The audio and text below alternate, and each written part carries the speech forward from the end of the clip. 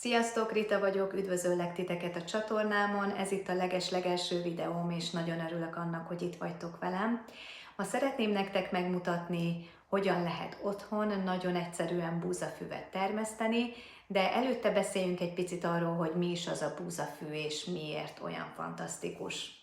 A búzafű a fiatal búzanövényhajtása. Az allergiások is bátran fogyaszthatják, hiszen nem tartalmaz glutént. A búzafű egy igazi szuperélelmiszernek számít, hiszen tele van vitaminokkal, ásványi anyagokkal, antioxidánsokkal, illetve klorofillal. Ami nagyon különlegessé teszi, hogy rendkívül gyorsan képes feltölteni az energiaszintet, már egy picike adag is segíthet, hogy frissebbnek, energikusabbnak, élettelibbnek érezd magad. A búzafűnek erős, édeskés íze van, és gyakran kis adagokban, általában 30 ml-es sotokban így gyomorra szokták fogyasztani. Az egyik legnagyobb előnye a búzafűnek, hogy nagyon erős bélrendszeri tisztító. Segíti a méregtelenítést és segít kitisztítani a szervezetet. Ezért, ha most kezdesz el búzafüvet inni, nagyon fontos, hogy lassan, fokozatosan növeld az adagot, hiszen hirtelen nagyobb mennyiség hasfájást, hasmenést, akár hányingert is okozhat. Ha viszont már hozzászokott a szervezeted, vagy épp egy tisztítókúrát végzel, a napi adagot megemelheted, de én olyan 3-4 kis pohányi búzafűlétől többet azért nem javasolnék. A búzafű tele van oxigénnel, mint minden zöld növény, ami klorofill tartalmaz. Ez teszi ennyire különlegessé és erőssé.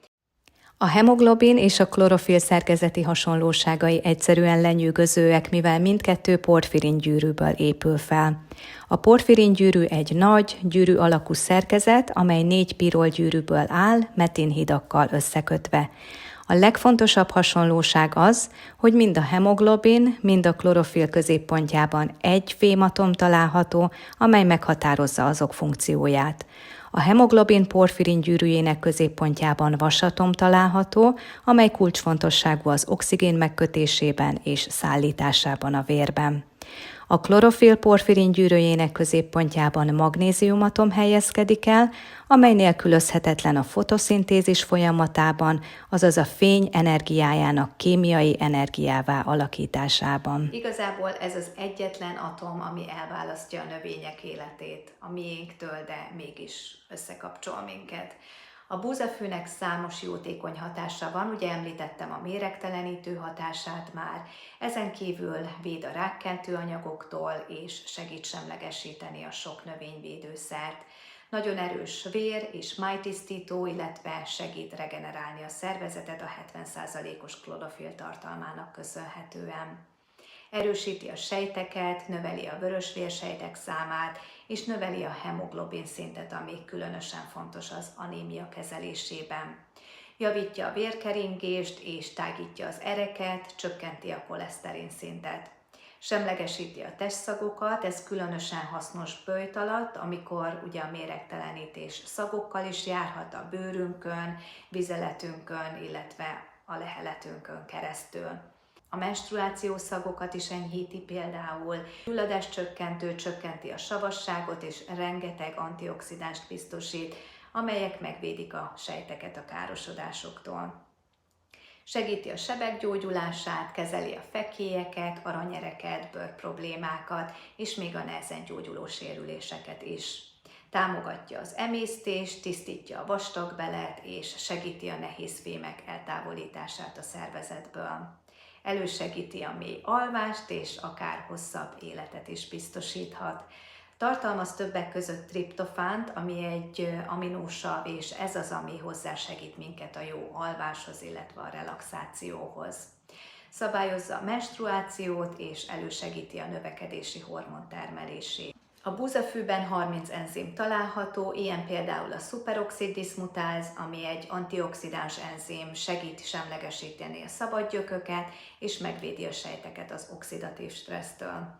Többek között tartalmaz még amilázt is, ami ugye felelős a szénhidrátok lebontásáért az emésztés során, vagy lipázt, ami segíti a zsírok lebontását és elősegíti azok felszívódását. A búzafű 19 aminósavat tartalmaz, ami ugye a fehérjék építőköve. Ezen kívül tartalmaz még B-vitamint, C-vitamint, E-vitamint, K-vitamint. Nagyon ajánlom nektek Anne Wigmore könyveit, hoztam is nektek 2 könyvet tőle.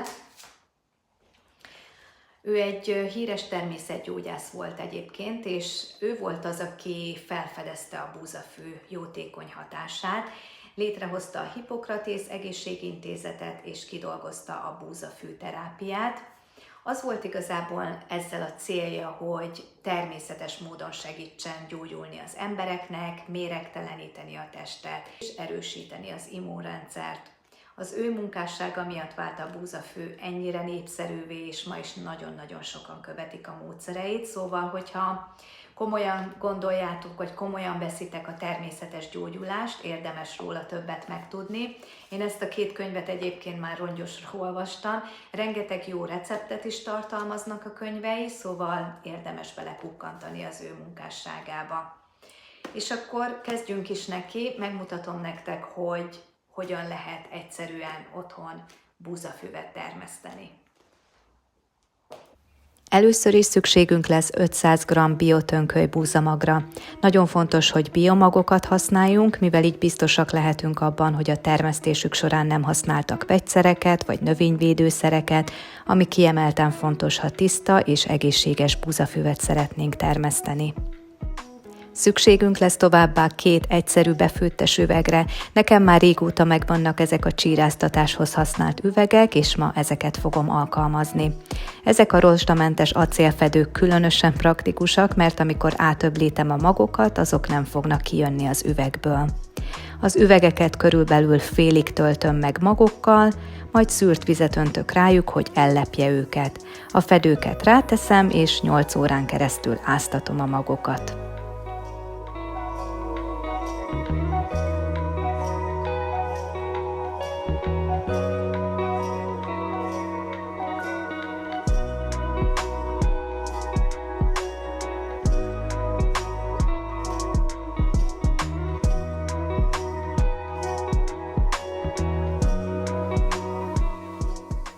Itt láthatjátok a magokat 4 óra áztatás után.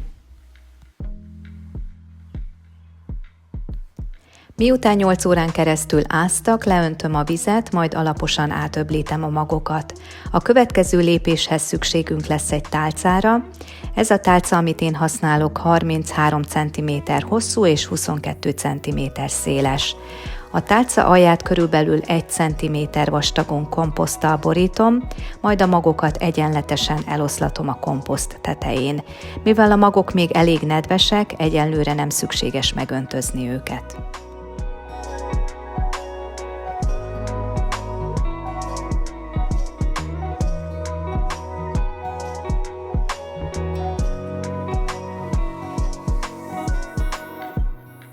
Elérkeztünk a második naphoz.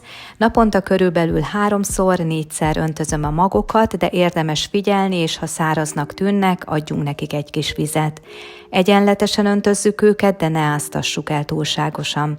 Én egy kis permetezős flakont használok, amelyet szűrt vízzel töltök meg, és így egyenletesen, de finoman permetezem a magokat. Fontos, hogy a talaj nedves maradjon, de ne legyen túlzottan vízben úszó. A búzafű a meleg, világos helyeket, friss levegőt és napfényt kedveli, hasonlóan hozzánk. Ha hideg az idő, érdemes ablakpárkányra helyezni a tálcát, de mivel az én tálcám túl nagy az ablakpárkányhoz, a kislányom asztalán tartom a teraszajtó mellett, ahol elegendő fény és időnként egy kis napfény is éri, tekintve, hogy most tél van. A búzafű növekedését egyébként a hőmérséklet szabályozásával tudjátok lassítani, vagy éppen gyorsítani. Egy jól kifejlett búzafűtálca akár 250 ml búzafűlevet is adhat. Egy átlagos adag 20-30 ml, így egy tálca elegendő lehet legalább 7 napra, vagy még hosszabb időre is, attól függően, hogy milyen hosszúra és sűrűre nőtt a búzafű, valamint milyen hatékony a facsarunk. Körülbelül 10 nap elteltével a búzafű a tálcában eléri a 15 cm-es magasságot, ekkorra a fű teljesen átalakította a napfény energiáját klorofillá és mélyzöld színűvé válik. A termés betakarításához fogj meg egy kisebb csomót a búzafűszálakból, és egy olló vagy éles kés segítségével vágd le őket körülbelül 1 cm-rel a komposzt felszíne fölött.